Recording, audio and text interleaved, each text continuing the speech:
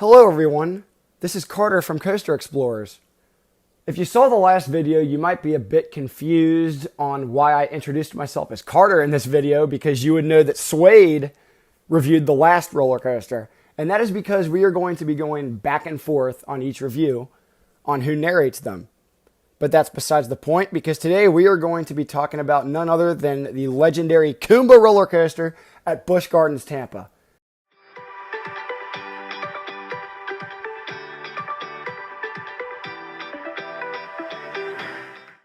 And all that I can say is, what a ride is this? This is an absolute powerhouse, and if you like intensity just like I do, then there's really not much more you could ask for in a roller coaster. This is the true definition of an old school B&M. So, let's just talk about some facts about this roller coaster real quick. Kumba opened to the public in 1993 at Busch Gardens Tampa. It was the first B&M sit-down roller coaster, and there are only 6 of them. I am not including floorless roller coasters because that is a different category. So, there's only 6, and that is really a shame because for me, the B&M sit-down is their best model. I just absolutely love them. They're all super intense, great coasters.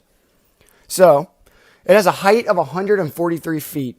That might not sound crazy, but trust me, do not let the height deceive. If you like intensity like I do, this is all you could ask for. It has a drop of 135 feet. It is 3,978 feet long. It has a top speed of 60 miles an hour and a ride time of 2 minutes and 54 seconds, and that's including the lift hill.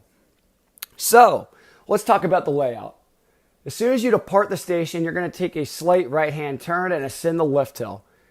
And the first thing you're going to notice is you're going to see a ginormous vertical loop, and you're going to go right through it.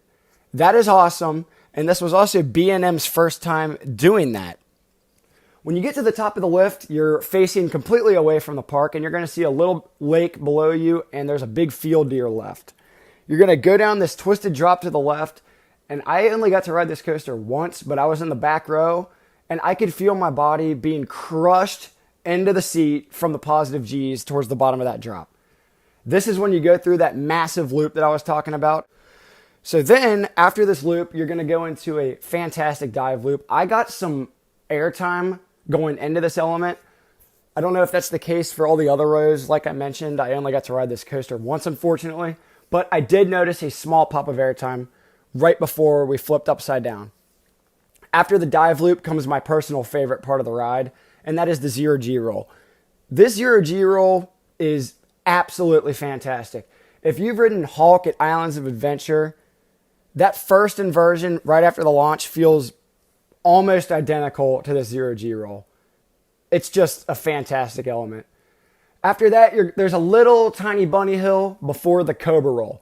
Fun fact about this Cobra roll, this was B&M's first Cobra roll. After you go through the Cobra roll, you're going to ascend into your mid-course brake run. And this is really the only breather you're going to have on the ride. It will probably slow you down a bit. It did for me. Then you're going to come down from the mid-course. If you're in the back, you'll get a little pop of airtime. And then you're going to go into the interlocking corkscrews. And this is a very picturesque moment of the ride. I got a little bit of head banging going into that first corkscrew, but it's not a big deal at all.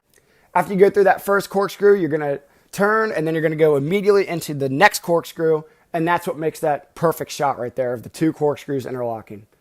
Then you're going to go into a little straight section, but it's slightly banked to the left, and you're going to drop into your tunnel. I forgot that there was a tunnel here when I rode it, so it caught me off guard, but I was in the back row, and I got some airtime going down into the tunnel, and that was a really cool sensation. Now, this part I was really not expecting, the helix after the tunnel. I forgot that was there. I haven't seen a POV for the ride in a while, and so that helix completely caught me off guard, and it was very forceful. And then right after that, go into the brakes, and that is Kumba. Kumba is absolutely awesome. Not too many negative things I can say about the ride other than that one slightly shaky entry into that first corkscrew. Other than that, I think it's pretty much flawless. So, I'm going to give a score out of 10 for this roller coaster, and I'm going to give this a 9 out of 10. I think that if you're looking for intensity, this coaster is exactly what you're looking for. If you're looking for something glossy smooth and not too intense, this is probably not your cup of tea. But for any of you G-force junkies or somebody looking for something that's going to just absolutely drain you after riding, Kumba is one of the best coasters out there for you. So that is going to wrap it for Kumba. What a fantastic ride. If you like this video, please consider giving this video a like. Maybe hit that subscribe button, and I'll see you in the next video. Thanks for watching.